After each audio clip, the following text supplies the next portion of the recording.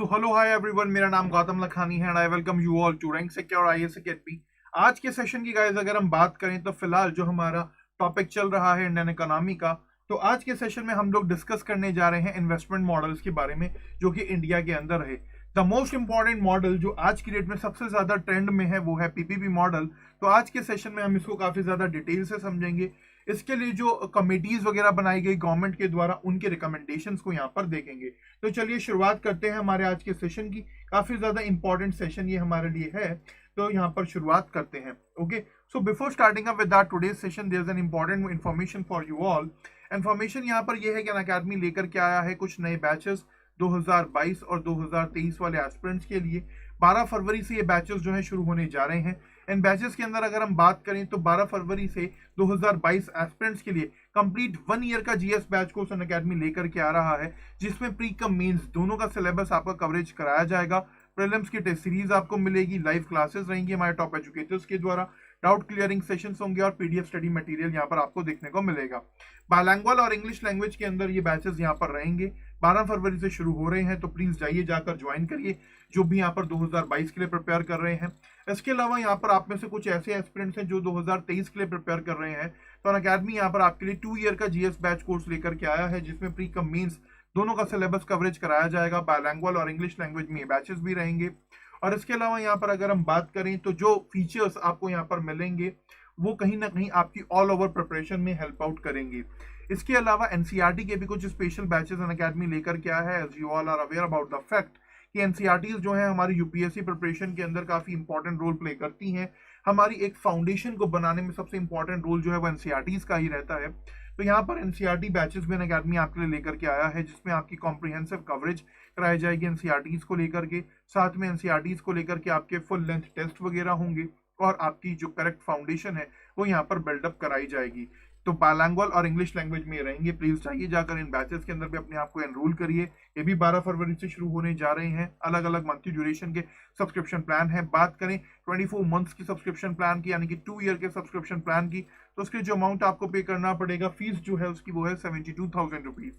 And जब आप use करेंगे रैंक 10 हमारा रेफरल कोड, तो यहाँ पर आपको 10% का यानी कि 7200 का डिस्काउंट मिल जाएगा और अल्टीमेटली जो अमाउंट आपको पे करना पड़ेगा वो रहेगा 64,800।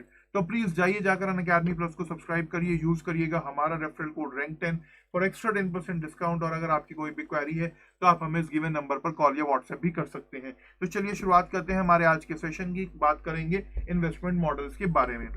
देखिए, सबसे पहले यहाँ पर हमारे लिए जो जरूरी है समझना वो है इन्वेस्टमेंट के बारे में, कि ऐसी क्या जरूरत है इन्वेस्टमेंट की हमारे को, क्या बिना इन्वेस्टमेंट के हमारी इकोनॉमी नहीं चल सकती। So what's the importance of investment, सबसे पहले हम लोग इसी चीज को यहाँ पर समझेंगे। देखिए, कभी भी कोई अगर आपके सामने एक वर्ड इन्वेस्टमेंट का बोलता है तो कहीं ना कहीं आपका जो एक परसेप्शन बना हुआ है इन्वेस्टमेंट को लेकर के हम लोगों का, वो ये है कि हम लोग जो है कहीं ना कहीं पर पैसा जो है लगाएंगे और बदले में फ्यूचर में उससे हमें कुछ यहाँ पर रिटर्न मिलेगा या प्रॉफिट वगैरह मिलेगा। ठीक है, आप लोग अगर मान लीजिए कहीं पर भी इन्वेस्ट करते हैं, either it's land, either it's policy और आइदर इट्स गवर्नमेंट सिक्योरिटीज, तो कहीं ना कहीं हमारा जो एक बेसिकली इंटेंशन होता है उसके पीछे वो क्या होता है कि आने वाले समय में हमें इससे कुछ यहाँ पर रिटर्न्स वगैरह मिलेंगे या इससे आने वाले समय में हमें कुछ प्रॉफिट वगैरह यहाँ पर मिलेगा। तो कहीं ना कहीं यहाँ पर अगर हम बात करें तो इन्वेस्टमेंट की अगर हम एक सिंपल परिभाषा की यहाँ पर बात करें ना, तो सिंपल लैंग्वेज में अगर हम बात करें, सिंपलर टर्म्स में बात करें, तो इन्वेस्टमेंट का मतलब क्या होता है, exchanging money for a return और प्रॉफिट यील्डिंग एसेट। ठीक है, या तो हमें कुछ रिटर्न आएगा या हम जो चीज यहाँ पर खरीद रहे हैं, कोई एसेट बना रहे हैं, तो आने वाले समय में उससे हमें कुछ प्रॉफिट आएगा। ठीक है, अब अगर आप यहाँ पर समझने की कोशिश करें, मान लीजिए आपने लैंड कोई खरीदी, ठीक है, या कोई बिल्डिंग आपने यहाँ पर खरीदी, आपने एक बिल्डिंग के अंदर इन्वेस्ट करा, तो उससे आपको रिटर्न कैसे मिलेगा, आप उससे जो है यहाँ पर रेंट के फॉर्म में आपको यहाँ पर प्रॉफिट आएगा, रेंट के फॉर्म में रिटर्न आपको मिलेगी उससे। तो इसी तरीके से यहाँ पर अगर हम बात करें तो इन्वेस्टमेंट की सिंपल परिभाषा यही है कि जब भी हम कहीं मनी को एक्सचेंज करते हैं, मनी लगाते हैं इन, और उसके बदले में जब हमें रिटर्न या प्रॉफिट मिलता है तो उसको बेसिकली क्या बोला जाता है, इन्वेस्टमेंट यहाँ पर बोला जाता है। अगर आप इन्वेस्टमेंट की यहाँ पर बात करें तो देखिए क्या है, इन्वेस्टमेंट हमारी ग्रोथ के लिए और हमारी डेवलपमेंट के लिए काफी ज्यादा जरूरी हो जाता है।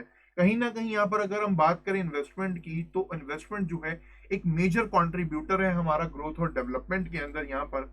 इसीलिए अगर हम यहाँ पर देखते हैं कि जो हमारी सरकार है वो क्या करती है, बिजनेसेस के अंदर भी इन्वेस्ट करती है, एग्रीकल्चर के अंदर भी इन्वेस्ट करती है, मैन्युफैक्चरिंग के अंदर भी इन्वेस्ट करती है और इंडस्ट्रीज के अंदर भी इन्वेस्ट करती है। और अल्टीमेटली जब ये सब चीजें यहाँ पर चल रही होती हैं तो हमें क्या देखने को मिलता है कि भाई यहाँ पर जब इन्वेस्टमेंट बढ़ेगा तो कहीं ना कहीं अपॉर्चुनिटीज भी बढ़ेंगी, तो जब अपॉर्चुनिटीज बढ़ेंगी तो उससे अल्टीमेटली यहाँ पर एम्प्लॉयमेंट हमें जनरेट होता हुआ देखने को मिलेगा हमारी जनता के लिए। सो यहाँ पर इस तरीके से चीजें जो है हमें होती हुई देखने को मिलती हैं। बट कहीं ना कहीं यहाँ पर अगर हम बात करें आज की डेट में क्या हो रहा है, अगर हमें इन्वेस्टमेंट को और ज्यादा बढ़ाना है तो कहते हैं, एक कहावत अगर आप लोगों ने सुनी हो वो होता है एक से भले दो। तो एक से भले दो वाली जो कहावत है वो यहीं पर हमें देखने को मिल रही है। आज की डेट में यहाँ पर क्या हो रहा है, गवर्नमेंट के साथ साथ प्राइवेट इन्वेस्टर्स भी जो है, प्राइवेट सेक्टर भी जो है बहुत बड़े लेवल पर जो है इन्वेस्टमेंट वगैरह यहाँ पर कर रहे हैं। ठीक है, और देखिए अगर आप इस चीज को एक चीज यहाँ पर अगर आप समझें तो मान लीजिए घर का एग्जाम्पल ले लीजिए। एक घर में अगर फादर जब तक इन्वेस्ट कर रहे हैं तब तक कर रहे हैं वो, और जब आगे चल करके उनके कोई बेटे या उनकी बेटी आगे चल करके जब इंडिपेंडेंट हो जाती है तो वो भी इन्वेस्ट करने लगती हैं, तो क्या होता है, कहीं ना कहीं ग्रोथ और डेवलपमेंट और तेजी के साथ होती है। तो इसीलिए यहाँ पर अगर हम बात करें गवर्नमेंट के साथ साथ आज की डेट में प्राइवेट सेक्टर भी एक इन्वेस्टमेंट के फील्ड के अंदर काफी इंपॉर्टेंट रोल प्ले कर रहा है। काफी सारी इन्वेस्टमेंट अपॉर्चुनिटीज हमें यहाँ पर कहीं ना कहीं देखने को मिल रही है। बट अगर आप यहाँ पर बात करें इन्वेस्टमेंट की, तो जब भी हम इन्वेस्टमेंट वगैरह कहीं पर भी करते हैं so there are certain factors जो कि हमारे दिमाग में चल रहे होते हैं। ठीक है, मान लीजिए अगर एक आम आदमी की हम यहाँ पर बात कर लें तो कॉमन आदमी अगर एक गाड़ी भी खरीद रहा है, कार के अंदर भी इन्वेस्टमेंट कर रहा है, कार को छोड़ दीजिए मान लीजिए घर भी बना रहा है, उसने इस घर के अंदर इन्वेस्टमेंट यहाँ पर करना है, तो कहीं ना कहीं वो हर एक चीज को यहाँ पर एनालाइज करेगा कि भाई यहाँ पर जो मैं इन्वेस्टमेंट कर रहा हूँ इसमें मैं अपना कितनी सेविंग्स लगा रहा हूँ, टैक्स रेट क्या लगेगा मेरा इसके ऊपर, क्या इन्फ्लेशन तो नहीं हो जाएगा आने वाले समय में, बैंक से अगर मैं लोन लेता हूं तो कितना रेट ऑफ इंटरेस्ट मिलेगा, यहाँ पर जो मैं अपना कैपिटल इन्वेस्ट कर रहा हूं तो उससे मुझे अगर मैं वही बैंक में डालूं तो कितना रिटर्न मिल सकता है, और भी काफी सारी चीजें यहाँ पर हम देखते हैं। अगर आप एक घर भी बनाते हैं या हम अपने घर में एक छोटी सी चीज भी लेते हैं, मान लीजिए अगर आप अपने घर में एक रेफ्रिजरेटर या एक टीवी भी अगर आप खरीदने जा रहे हैं तो उन टीवीज के लिए भी हमें, टेलीविजन के लिए भी हमें क्या करना पड़ता है, हम क्या करते हैं हर ऑप्शन देखते हैं, ए बी सी डी चारों ऑप्शन के पास जाते हैं और जहां से हमें बेस्ट डील मिलती है वहीं पर हम इन्वेस्ट करते हैं। तो सिमिलर सिनेरियो जो है वो गवर्नमेंट भी करती है इन्वेस्टमेंट को लेकर के।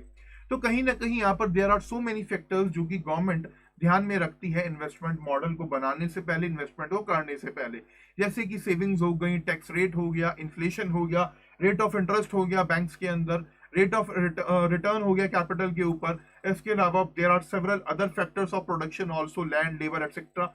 तो हर एक चीज को यहाँ पर एनालाइज करा जाता है और उसके बाद ही आगे चल करके क्या करा जाता है, इन्वेस्टमेंट वगैरह करा जाता है।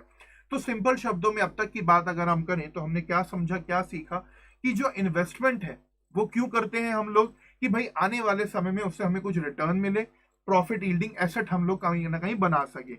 यानी कि अगर हम यहाँ पर एक जगह पर पैसा इन्वेस्ट करते हैं तो हम फ्यूचर में ये सोचते हैं कि यहाँ पर हमें बदले में इसके कुछ मिले, ठीक है, यहाँ से कुछ छोटे छोटे अमाउंट में कुछ मिलता रहे। और इन्वेस्टमेंट जो है ग्रोथ और डेवलपमेंट के लिए जरूरी है। दूसरा पॉइंट हमने यहाँ पर ये समझा। तीसरी चीज हमने यहाँ पर ये समझी कि जब इन्वेस्टमेंट बढ़ती है तो कहीं ना कहीं उसके साथ साथ अपॉर्चुनिटीज भी बढ़ती हैं और उससे एम्प्लॉयमेंट भी कंट्री के अंदर हमें बढ़ता हुआ देखने को मिलता है। और चौथा पॉइंट जो हमने यहाँ पर ये देखा कि भाई आज की डेट में अगर हमें इन्वेस्टमेंट को और ज्यादा डेवलप करना है और ज्यादा बढ़ाना है तो गवर्नमेंट और प्राइवेट सेक्टर दोनों साथ मिलकर के यहाँ पर इन्वेस्ट कर रहे हैं। और चौथी चीज और पांचवी पॉइंट हमने यहाँ पर ये देखा कि देखिए जब भी हम इन्वेस्टमेंट करते हैं, चाहे गवर्नमेंट करे या प्राइवेट इंडिविजुअल करे या दोनों साथ मिलकर के करे, so there are several things, several factors जो कि यहाँ पर ध्यान में रखे जाते हैं।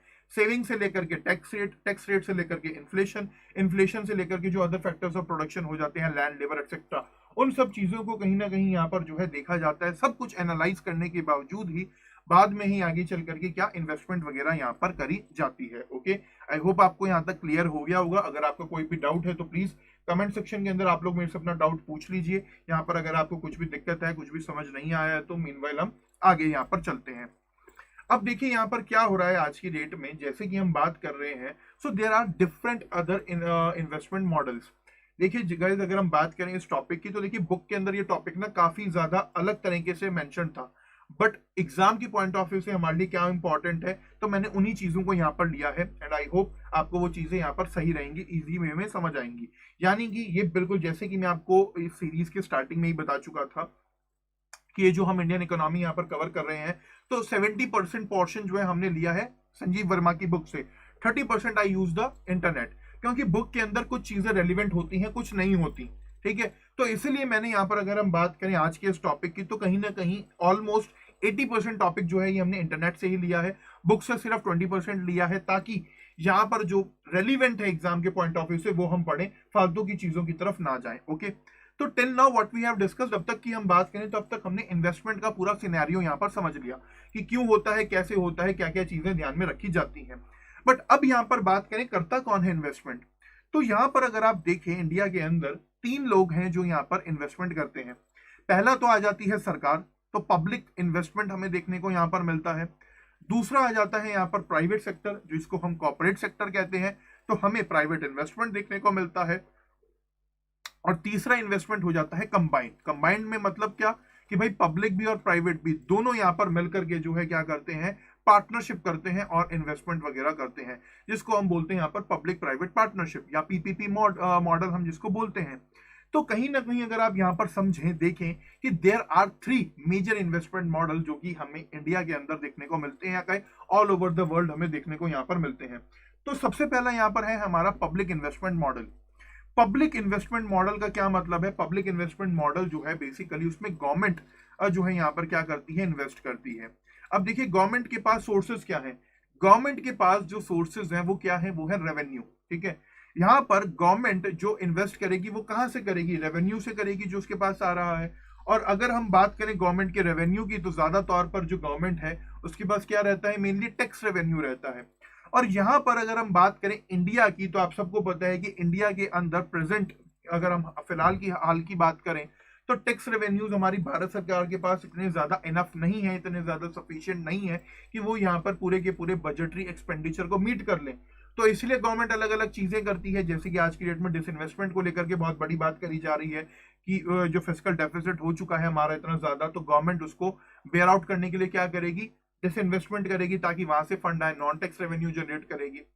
बट कहीं ना कहीं अगर आप यहां पर देखें तो इंडिया के अंदर अगर आपको गवर्नमेंट को टैक्सेस भी चाहिए, तो टैक्सेस गवर्नमेंट कहां से लेगी, प्राइवेट इंडिविजुअल से ही तो टैक्सेस लेगी ना। तो यहां पर कहीं ना कहीं प्राइवेट इन्वेस्टर्स का होना भी बहुत ज्यादा जरूरी है। तो यहां पर अगर हम कहें सिंपल शब्दों में बात एक कि भाई प्राइवेट इन्वेस्टर्स का होना बहुत ज्यादा जरूरी है अगर हमें पब्लिक इन्वेस्टमेंट भी यहां पर करना है।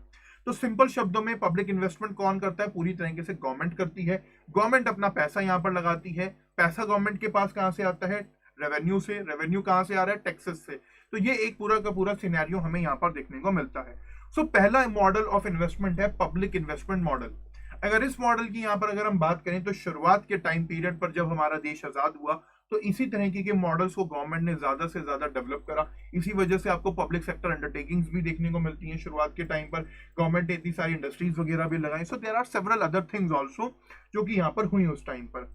फिर दूसरे नंबर पर जो हमारा इन्वेस्टमेंट मॉडल आ जाता है वो हो जाता है private investment model. Private investment model की गाइस अगर हम यहाँ पर बात करें, तो देखिए क्या है, प्राइवेट इन्वेस्टमेंट 2 तरीके से हो सकता है। या तो इंडिया का ही कोई इंडिविजुअल यहाँ पर प्राइवेट इंडिविजुअल यहाँ पर इन्वेस्ट करे, या कोई विदेश में बैठा हुआ इंडिविजुअल यहाँ पर अब्रॉड में बैठा हुआ इन्वेस्ट करे। तो यहाँ पर अगर आप एक चीज समझें, इंडिया में 1991 से पहले जो इंडियंस होते थे प्राइवेट इंडिविजुअल्स, वही यहाँ पर जो इन्वेस्ट करते थे।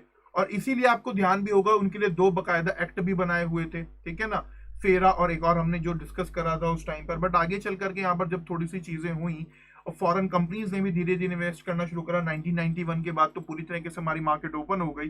तब हमने क्या देखने को मिला कि हमें जो है फॉरेन डायरेक्ट इन्वेस्टमेंट हमें बहुत बड़ी तादाद में हमें यहाँ पर देखने को मिला।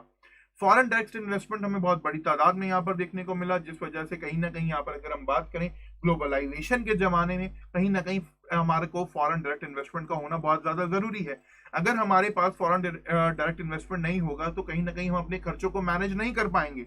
तो यहां पर अगर आप देखें प्राइवेट इन्वेस्टमेंट जरूरी क्यों है, प्राइवेट इन्वेस्टमेंट पहला पॉइंट तो जरूरी इसलिए है कि देखिए गवर्नमेंट के पास इतने ज्यादा सोर्सेज नहीं है कि पूरी तरीके से वही इन्वेस्ट यहाँ पर कर सके।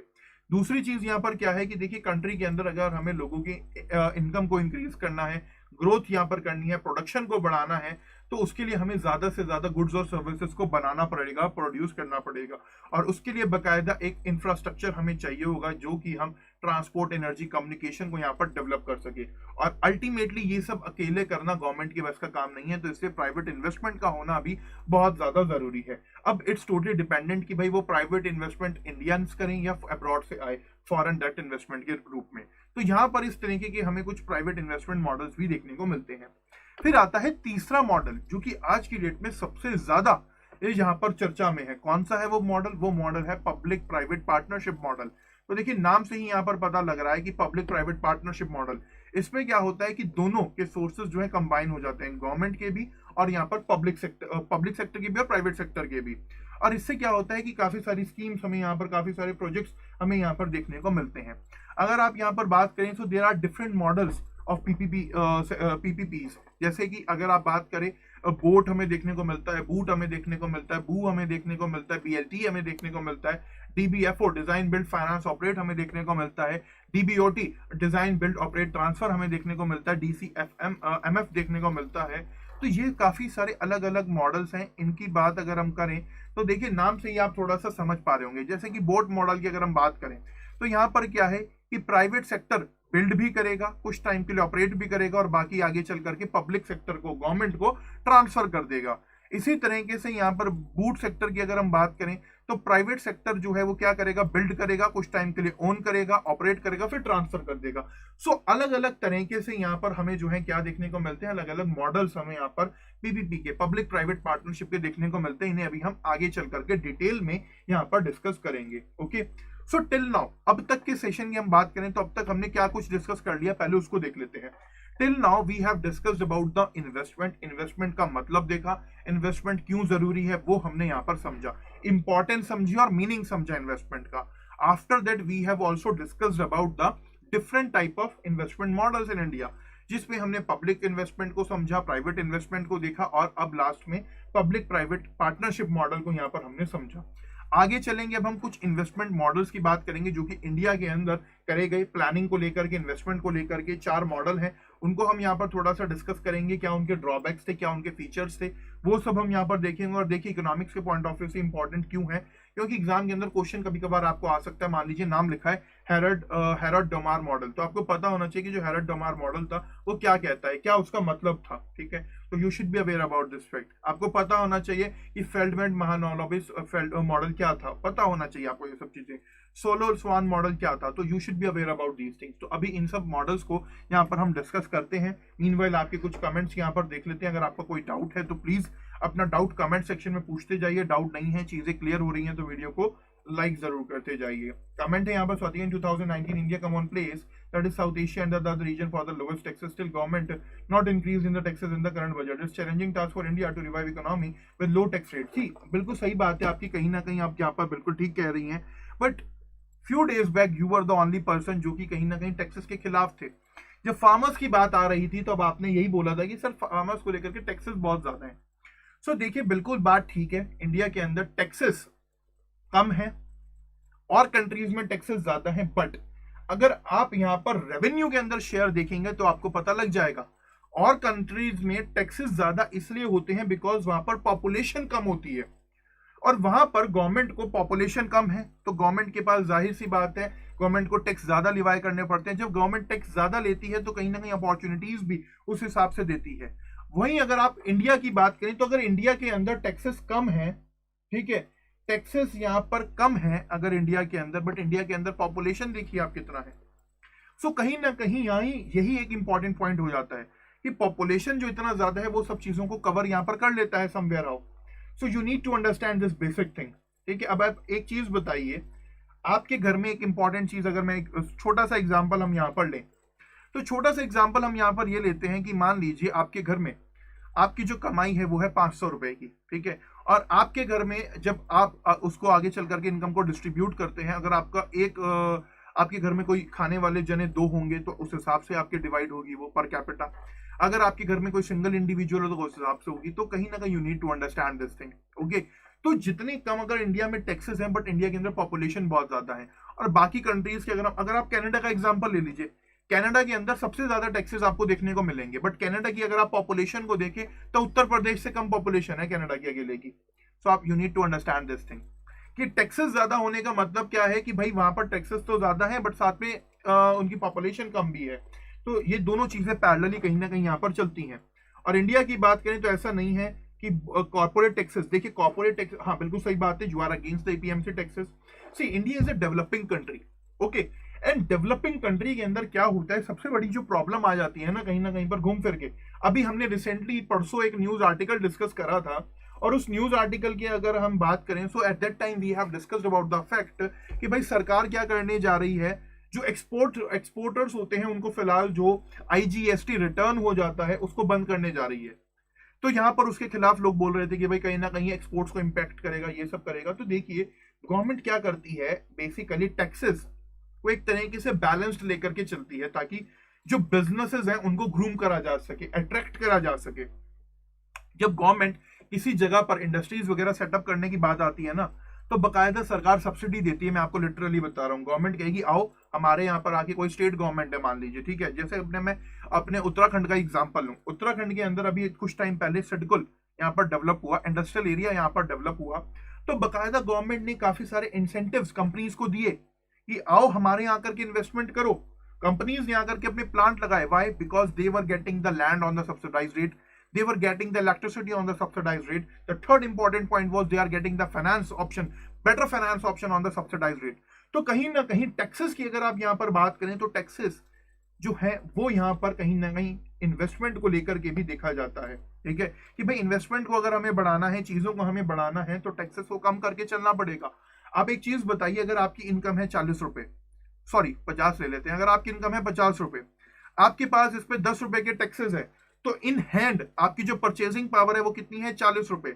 वहीं ऑन दी अदर हैंड अगर यहाँ पर आपकी इनकम है 50, आपके पास जो ऑप्शंस हैं, टैक्सेस हैं, वो लगे 5 रुपए के, तो आपके पास परचेजिंग पावर कितनी है, मनी इन हैंड कितनी है, 45 रुपीज। तो कहीं ना कहीं जब आपके पास पैसा ज्यादा आएगा तो कहीं ना कहीं क्या होगा, आपकी इन्वेस्टमेंट भी बढ़ेगी, इन्वेस्टमेंट बढ़ेगी, परचेजिंग पावर आपकी बढ़ेगी, परचेजिंग पावर से आप क्या कर पाएंगे, हमारी इकोनॉमी अंदर ही अंदर इनडायरेक्टली ग्रो करेगी। सो यही एक सिंपल सा फंडा है, you need to understand this thing. कुछ कमेंट्स देख लेते हैं आपके, फिर आगे चलते हैं, डिफरेंट इन्वेस्टमेंट मॉडल्स को यहाँ पर डिस्कस करेंगे। मीनवाइल आप और जो लोग यहाँ पर बैठे हैं प्लीज वीडियो को लाइक जरूर करते जाएं। Swati Singh, sir, I was against the APMC taxes. It's about the corporate tax. APMC taxes are making revenue of states and middlemen in the agriculture. Those APMC taxes charges from the farmers who are below poverty line. बिल्कुल बहुत अच्छी बात कही आपने below poverty line की। तो please एक बार जाइएगा, जरा गूगल करिएगा, डेटा देखिएगा कि बिलो पॉवर्टी लाइन कितने लोग हैं इंडिया के अंदर, और क्या सरकार हमारे से पेट्रोलियम के ऊपर टैक्सेस नहीं ले रही। बीपीएल लोग भी पेट्रोल लेते हैं, डीजल लेते हैं, बट टैक्सेस तो उसके ऊपर भी बहुत ज्यादा है। तो आप बोलिए वो भी गलत है कहीं ना कहीं, but you need to understand this thing कि जो टैक्सेस हैं वो बेसिकली एक हमारी जो मॉनेटरी पॉलिसीज होती हैं, फिस्कल पॉलिसीज होती हैं, उनके अंदर एक तरीके से पैरेलल कहीं ना कहीं यहाँ पर चलती हैं। And with the low corporate tax government make strategy for the corporate reinvest in the country's economy. बिल्कुल सही बात है, यही मैंने भी आपको समझाया कि कॉर्पोरेट्स के ऊपर टैक्सेस वगैरह कम क्यों होते हैं, क्योंकि कहीं ना कहीं उनको इन्वेस्ट करने की बात आती है कि भाई यहाँ पर ज्यादा से ज्यादा ये लोग इन्वेस्ट करेंगे, ज्यादा से ज्यादा इन्वेस्टमेंट अपॉर्चुनिटीज यहाँ पर बढ़ेंगी, ठीक है। किसी और का कोई डाउट है तो प्लीज कमेंट सेक्शन के अंदर डाउट पूछ लीजिए कीजिए, शर्माइया मत करिए, आप यहाँ पर जो है ओपनली पूछ सकते हैं। So please don't hesitate, just ask in the comment section. चाहे कोई सिली सी चीज भी आपको समझ नहीं आ रही है तो प्लीज पूछ लिया कीजिए, और अगर समझ आ रहा है तो वीडियो को लाइक कर दीजिए। देखिए अगर हम बात करें इंडिया की, तो इंडिया में अब तक की हम यहाँ पर बात करें तो there are different several investment models जो कि हमें इंडिया के अंदर यहाँ पर देखने को मिले, ठीक है।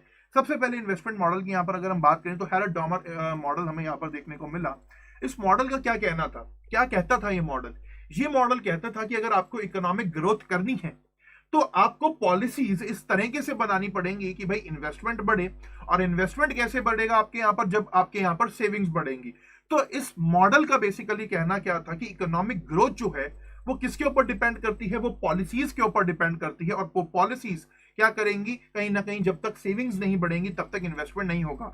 तो सिंपल शब्दों में अगर हम हैरल्ड डॉमर मॉडल की बात करें तो इसका कहना है कि government should make the policies in such a way that they increase the savings in the economy, and if the savings will increase in the economy, then ultimately the investment will grow, and if the investment will grow more efficiently, then the economy will grow. तो कहीं ना कहीं अगर आप यहां पर समझें, इस इन्वेस्टमेंट के अंदर तीन बात कही जा रही है। पॉलिसीज के बारे में बात करी जा रही है, दूसरा कहा जा रहा है कि इस तरीके से पॉलिसी होनी चाहिए कि सेविंग बढ़े, सेविंग बढ़ेगी तो कहीं ना कहीं इन्वेस्टमेंट यहाँ पर बढ़ेगी, और इन्वेस्टमेंट बढ़ेगी तो इकोनॉमिक ग्रोथ यहाँ पर बढ़ेगी। ये बेसिकली इस इन्वेस्टमेंट मॉडल का कहना है। कुछ टाइम बाद आगे चल करके इसी के अंदर हमने एक और एक्सटेंशन यहाँ पर लगा दिया, एक कंसेप्ट को और जोड़ दिया, जो कि है प्रोडक्टिविटी ग्रोथ। ठीक है, तो हेरेट-डॉमर मॉडल के अंदर हमने क्या करा, हम ऐसे पॉलिसीज बनाए कि हमारी सेविंग्स तो बढ़े, प्रोडक्टिविटी ग्रो भी करे और साथ में हमारी इन्वेस्टमेंट भी बनी रहे। ठीक है, तो ये चीज हमने यहाँ पर जो है कह दी किसमें, सोलो-स्वान मॉडल के अंदर। आगे चल करके फिर हमें क्या देखने को मिला, फेल्डमैन महालनोबिस मॉडल हमें यहाँ पर देखने को मिला। इसका मकसद क्या था कि देखिए ये 2 सेक्टर मॉडल था। ठीक है, जो कि यहाँ पर क्या कहता था कि भाई कहीं ना कहीं हमें जो है ध्यान अपना कैपिटल गुड्स से लेकर के कंजम्पशन गुड्स के ऊपर लेना चाहिए। जो इंडिया के अंदर डोमेस्टिक कंजम्पशन हो रहा है गुड्स का, उसके ऊपर हमें ज्यादा ध्यान देना चाहिए, उनको हमें ज्यादा डेवलप यहाँ पर करना चाहिए, उनके अंदर हमें इन्वेस्टमेंट ज्यादा करनी चाहिए। ठीक है, तो इस सेक्टर का कहना बेसिकली ये था यहाँ पर कि लॉन्ग टर्म के अंदर लंबे समय के लिए हमें क्या करना चाहिए, कंज्यूमर गुड्स की प्रोडक्शन की कैपेसिटी को ज्यादा से ज्यादा बढ़ाना चाहिए। तो ये कौन कहता था, ये कहता था फेल्डमैन महालनोबिस मॉडल। तो यहाँ पर अगर आप देखें, जो हमारा हेरेट-डॉमर मॉडल है वो बेसिकली वन सेक्टर मॉडल है। क्यों? क्योंकि वो सिर्फ और सिर्फ पॉलिसी और सेविंग्स के ऊपर ही कहीं ना कहीं बात कर रहा है। वहीं दूसरी तरफ यहाँ पर अगर हम बात करें, जो फेल्डमैन महालनोबिस मॉडल है, ये 2 सेक्टर मॉडल है। कैसे? क्योंकि ये कैपिटल गुड्स के साथ साथ कंज्यूमर गुड्स की भी बात कर रहा है, that we should invest in the consumer goods also. हमें कंज्यूमर गुड्स का प्रोडक्शन बढ़ाना चाहिए। जब हम कंज्यूमर गुड का प्रोडक्शन बढ़ाएंगे तो देखिए क्या होगा, उससे कहीं ना कहीं मार्केट डाइवर्सिफाई करेगी। आज एक क्वेश्चन मैं आप लोगों से पूछता हूं, अभी एक और जो 4th मॉडल है उसको भी देख लेते हैं। यहाँ पर है राव मनमोहन मॉडल। तो ये राव मनमोहन मॉडल का मतलब क्या कि ये जो मॉडल है ये बेसिकली नरसिम्हा राव, जो कि प्राइम मिनिस्टर रह चुके हैं इंडिया के 1991 में, और डॉक्टर मनमोहन सिंह उनके लेकर के मॉडल था। इस मॉडल का बेसिकली मकसद क्या था कि एफडीआई इंडिया के अंदर ज्यादा से ज्यादा आए। ठीक है, और कहीं ना कहीं इकोनॉमिक लिबरलाइजेशन को लेकर के ये मॉडल जो है प्रमोट कर रहा था। ठीक है, तो ये एक छोटी सी यहाँ पर आपके लिए डिफरेंट इन्वेस्टमेंट मॉडल्स जिसको भी हमने यहाँ पर डिस्कस करा, जो कि इंडिया के अंदर हमें देखने को मिलते हैं। अब बात करेंगे आज की डेट में जो सबसे ज्यादा चर्चित मॉडल है, जो कि है पीपीपी मॉडल। मीनवाइल आप सब लोगों से एक मैं एक क्वेश्चन पूछता हूं यहाँ पर, आज की डेट में इकोनॉमी के अंदर हमारी जो ये फर्म्स हैं, बिजनेस फर्म्स, इनका क्या एक ओरिएंटेशन है, ऑब्जेक्टिव क्या है इनका? आज की डेट में आप ये बताइए कि कोई भी अगर अपनी फर्म खोल रहा है, बिजनेस फर्म खोल रहा है, या कोई नया बिजनेस सेटअप करने जा रहा है, so what should be his objective? क्या ऑब्जेक्टिव होना चाहिए आज की डेट में ताकि उसका बिजनेस सक्सेसफुल हो सके? तो प्लीज मुझे कमेंट सेक्शन के अंदर ये बताएं। थोड़ा सा देखिए क्या अपना दिमाग आप लोग ना चारों तरफ लेकर के जाइए, ताकि चीजों को आप ज्यादा से ज्यादा एक्सप्लोर कर पाए, ज्यादा से ज्यादा समझ पाए। ये एक छोटा सा क्वेश्चन अभी मैंने यहाँ पर आपसे पूछा है कि आज की डेट में किस तरीके से बिजनेसेस को लेकर के ऑब्जेक्टिव होना चाहिए। ठीक है, तो थोड़ा सा जल्दी से कमेंट सेक्शन के लिए यहाँ पर बताएं मुझे। अब बात करते हैं यहाँ पर पीपीपी मॉडल की, पब्लिक प्राइवेट पार्टनरशिप मॉडल। पहला यहाँ पर अगर हम बात करें इसकी फुल फॉर्म, तो पब्लिक प्राइवेट पार्टनरशिप मॉडल के अंदर क्या होता है, कोलैबोरेशन होता है। किसका? गवर्नमेंट का भी और साथ में यहाँ पर प्राइवेट सेक्टर्स का भी।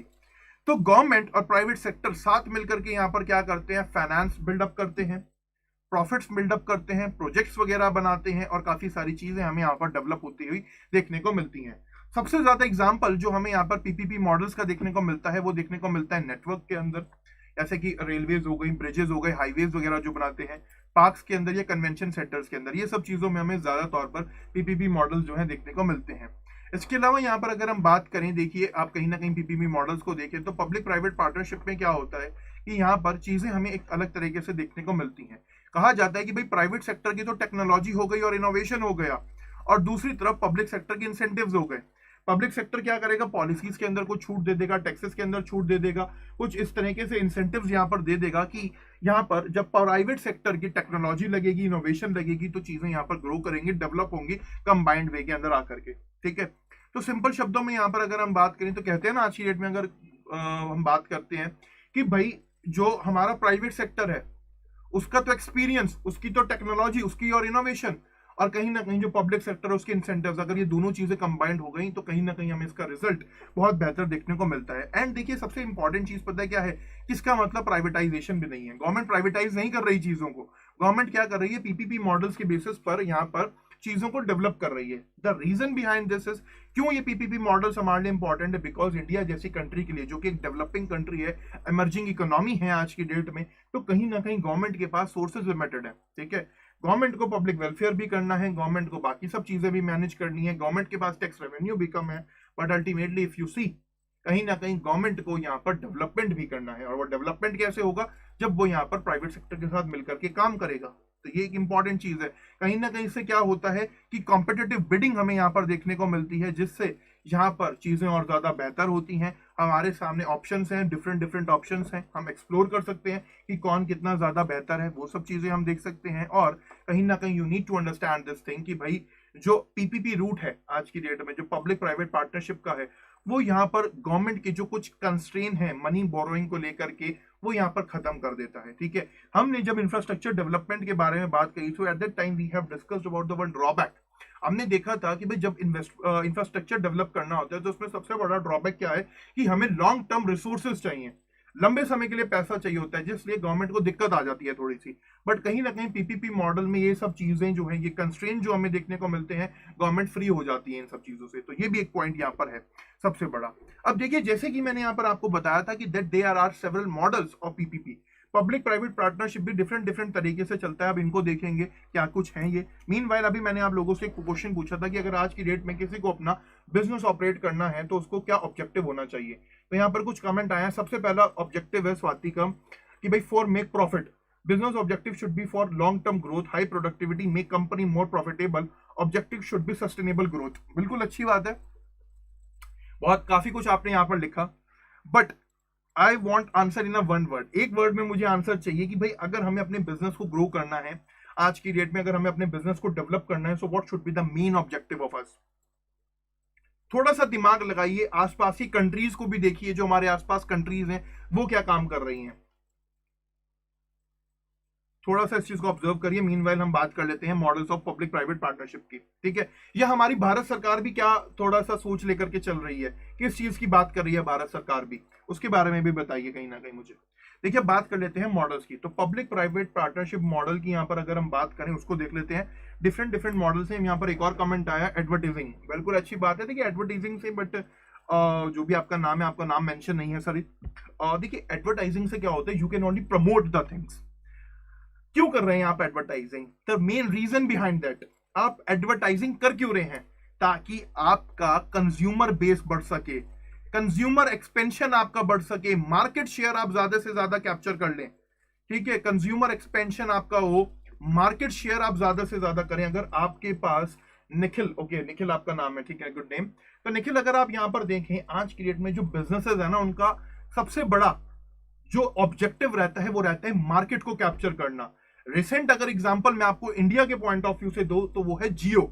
अभी 3 साल पहले जियो हमें देखने को मिला। जियो ने क्या करा, सबसे पहले जो फोकस करा, क्या किस चीज पे फोकस करा कि मैं जो है एयरटेल का, वोडाफोन का, आइडिया का ग्राहक तोड़ू, कंज्यूमर तोड़ लू, उनका जो उनका कंज्यूमर है। जब मेरे पास एक कंज्यूमर बेस बन जाएगा, उसके बाद में अपने कंज्यूमर को कुछ मर्जी बेचूं, वो मेरे से खरीदेगा। अब ये चीज यहां पर कौन कर रहा है? चाइना।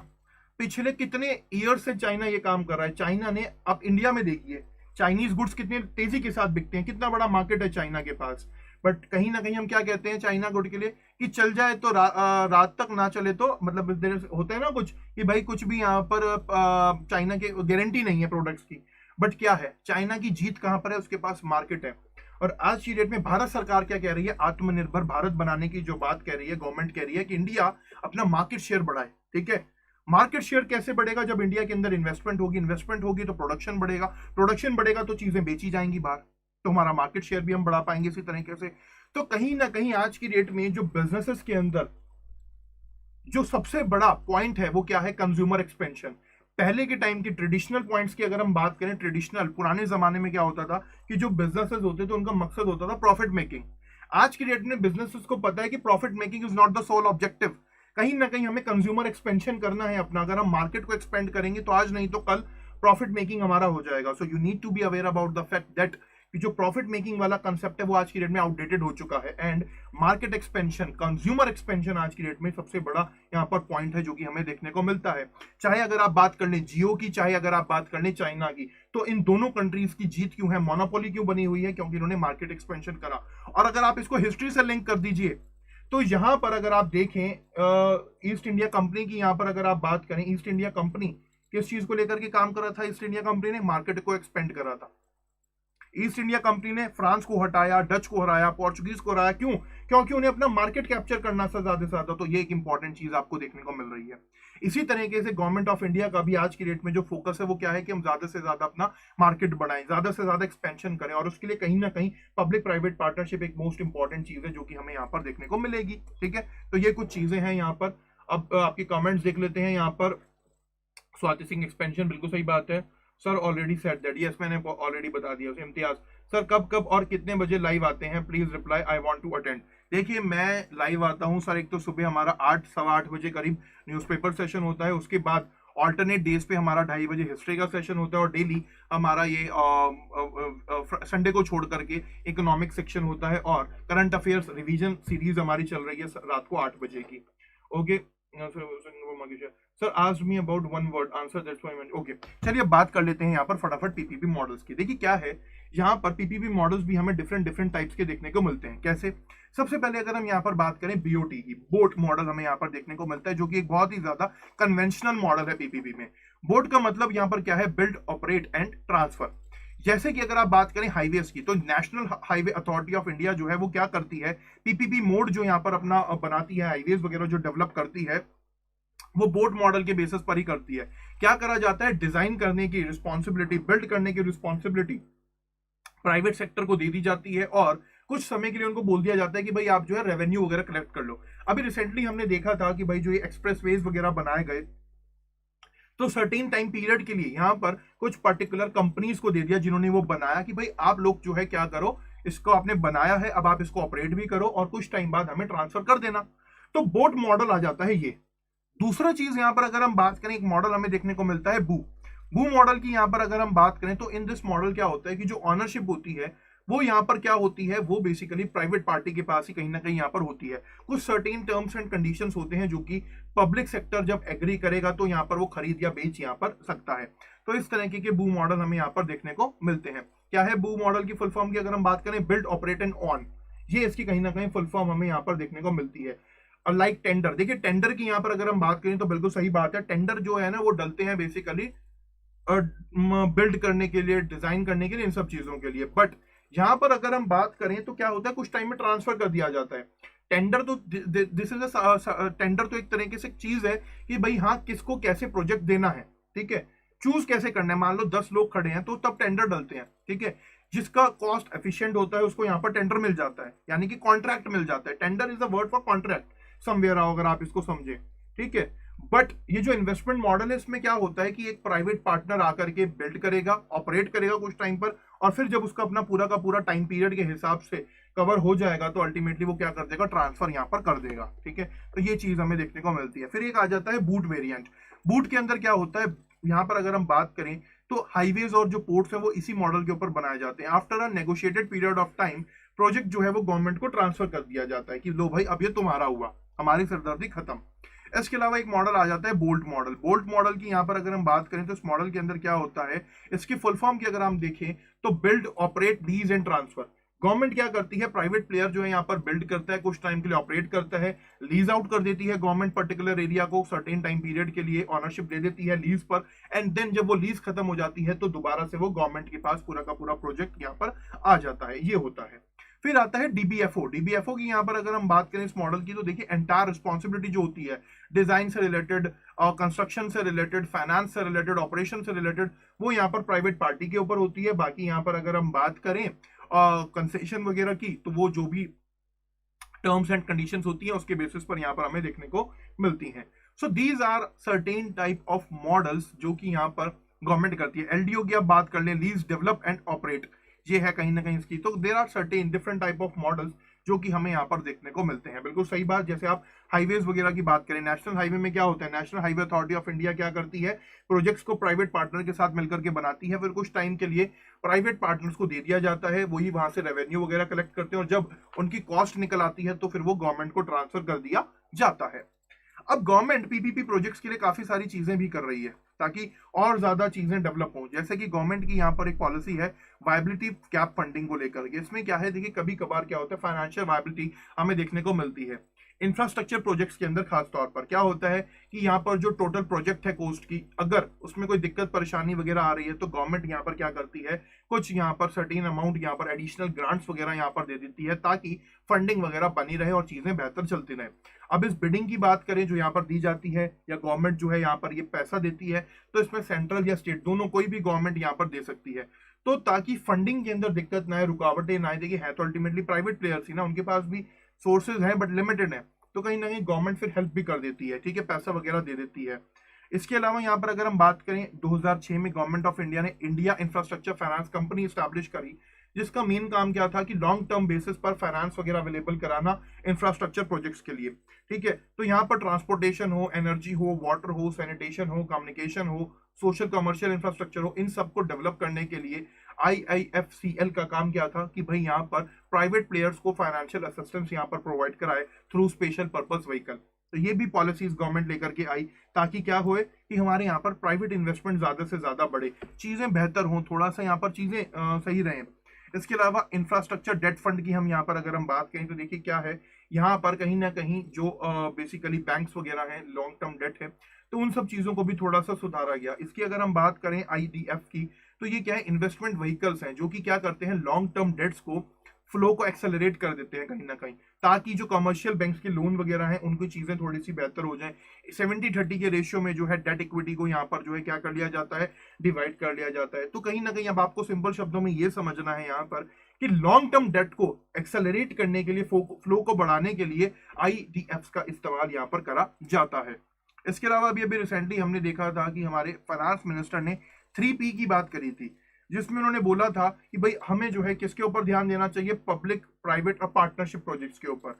इसमें यहाँ पर अगर हम बात करें तो 3P में बेसिकली यहाँ पर क्या था कि रेगुलेशन, फाइनेंसिंग, स्ट्रक्चर, मैनेजमेंट वगैरह जो होगा कॉन्ट्रैक्ट्स का, वो किस बेसिस पर होगा, पब्लिक प्राइवेट पार्टनरशिप के बेसिस पर यहाँ पर होगा। अभी कुछ बात करें तो काफी सारे पब्लिक प्राइवेट पार्टनरशिप प्रोजेक्ट्स चल भी रहे हैं, जैसे कि 4200 करोड़ रुपए का जल मार्ग है गंगा रिवर के ऊपर, वो एक पब्लिक प्राइवेट पार्टनरशिप है।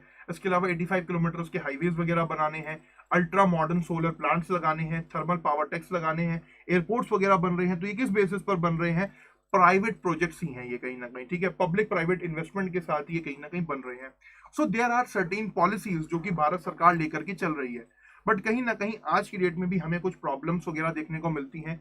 2015-16 में जब यूनियन बजट में हमारे फाइनेंस मिनिस्टर ने उस टाइम पर अरुण जेटली जी हुआ करते थे, तो उन्होंने जब पीपीपी मॉड की बात करी, उन्होंने कहा कि देखिए आज की डेट में इंडिया के आगे सबसे बड़ा जो चैलेंज है वो क्या है, इंफ्रास्ट्रक्चर डेवलप करना है। और कहीं ना कहीं हमें मानने में शर्म बिल्कुल भी नहीं है कि हमारे पास सोर्सेज लिमिटेड है।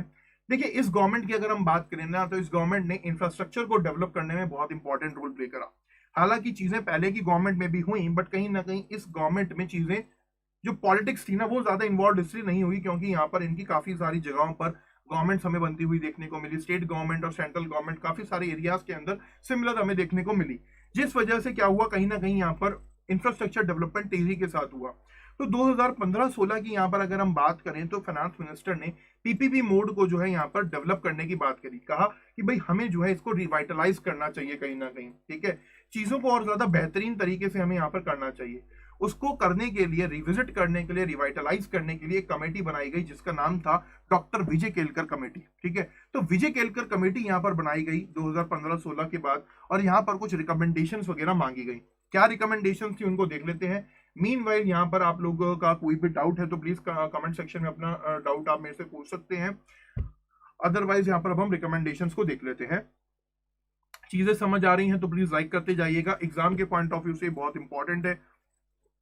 क्वेश्चन पूछा जा सकता है कि भाई पीपीपी मॉडल्स को लेकर के कौन सी कमेटी है, तो you should be aware about the fact कि विजय केलकर कमेटी जो है यहाँ पर पीपीपी मॉडल्स को लेकर गया। इससे पहले भी डॉक्टर विजय केलकर के चेयरमैनशिप में कमेटी बनाई गई थी, वो थी डायरेक्ट टैक्सेस के ऊपर।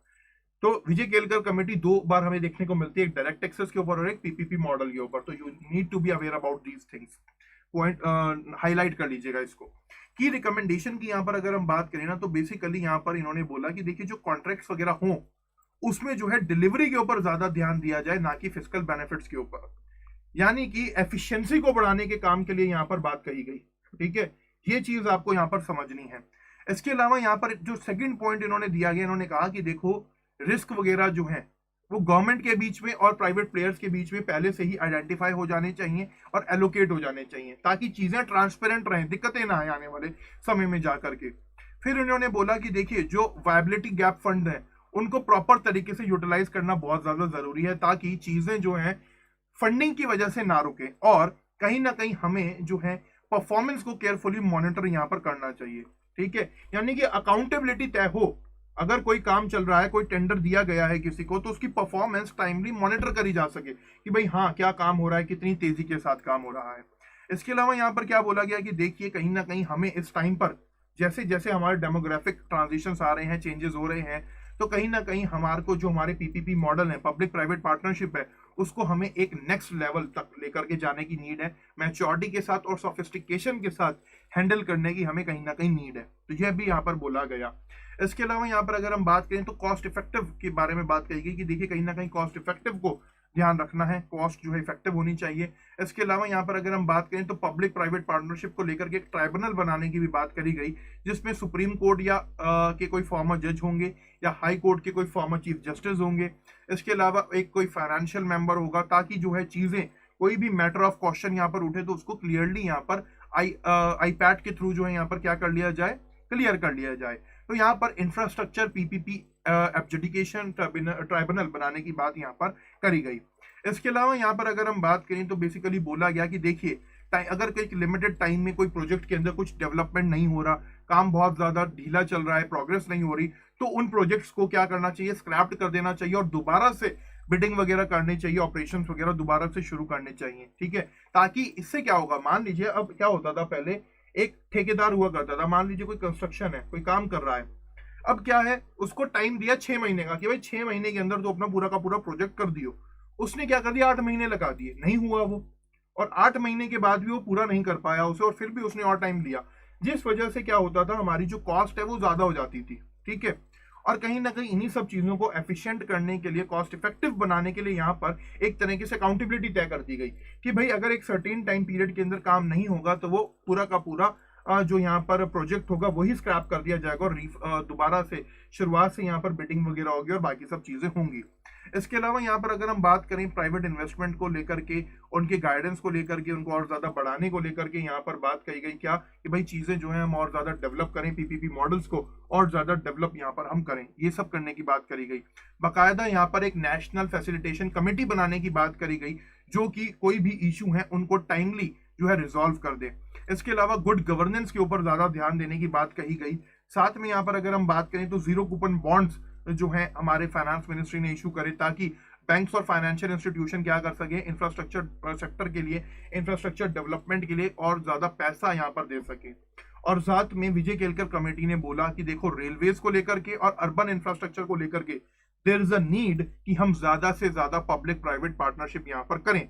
ठीक है, और साथ में ये बोला गया कि कहीं ना कहीं हमें जरूरत है क्या कि भाई हम जो डेवलपमेंट करें इंफ्रास्ट्रक्चर की, तो उसको जो है लेकर के यहाँ पर पीपीपी मॉडल्स का होना बहुत ज्यादा जरूरी है। प्रॉपर रोड मैप के साथ हम चीजों को फॉलो करें, तभी इंटीग्रेटेड वे में डेवलपमेंट यहाँ पर हमें देखने को मिलेगा। ओके, तो ये था गाइस हमारा कुछ पीपीपी मॉडल के बारे में। तो आज के सेशन की अगर हम बात करें तो सबसे पहले हमने इन्वेस्टमेंट को समझा कि इन्वेस्टमेंट क्या होता है, उसकी इंपॉर्टेंस के बारे में मैंने आपको बात कही। इंपॉर्टेंस के बाद मैंने आपको different types of investment models बताए, जिसमें पब्लिक प्राइवेट पार्टनरशिप, हमने इन तीनों मॉडल्स को यहाँ पर देखा। इसके अलावा अगर हम बात यहाँ पर करें तो हमने बहुत ही ज्यादा डिटेल के अंदर जाकर के पीपीपी मॉडल को समझा कि पीपीपी मॉडल क्या होता है, किस तरीके से काम करते हैं, और बाकी सब चीजें हमने यहाँ पर देखी। जो विजय केलकर कमेटी बनाई गई थी पीपीपी मॉडल के ऊपर और उसकी रिकमेंडेशंस क्या थी, वो सब हमने यहाँ पर कहीं ना कहीं देखी। तो आज का सेशन काफी ज्यादा इंपॉर्टेंट था। और देखिए कहीं ना कहीं अगर आपसे इन्वेस्टमेंट से रिलेटेड कोई भी क्वेश्चन आए, ठीक है, एग्जाम के अंदर, मेंस के अंदर अगर मान लीजिए कोई क्वेश्चन आता है, तो कहीं ना कहीं you need to be understand this thing कि जो नीति आयोग है हमारा, नीति आयोग का आपको पता है विजन इंडिया एट 75 जो है एक तरीके से स्ट्रेटेजिक विजन, तो नीति आयोग को लेकर के यहाँ पर अगर हम बात करें तो इन्वेस्टमेंट के लिए लगातार वो काम कर रहे हैं। So we need to understand this thing कि भाई कहीं ना कहीं पर चीजें प्रॉपर्ली होना बहुत ज्यादा जरूरी है, इन्वेस्टमेंट को होना बहुत ज्यादा जरूरी है, और इन्वेस्टमेंट को अट्रैक्ट करने के लिए यहाँ पर चीजों को और ज्यादा रिफाइन होना बहुत ज्यादा जरूरी है, अकाउंटेबिलिटी को तय करना बहुत ज्यादा जरूरी है, तभी जाकर के काम बन पाएगा। ठीक है, तो आज के सेशन में इतना ही गाइस। आई होप आपको आज का सेशन पसंद आया होगा। सो आज के सेशन में अगर हम बात करें तो चैप्टर नंबर 11 जो है कहीं ना कहीं हमारा बेसिकली जिसको हम कह सकते हैं इन्वेस्टमेंट मॉडल्स, उसको हमने यहाँ पर आज डिस्कस करा।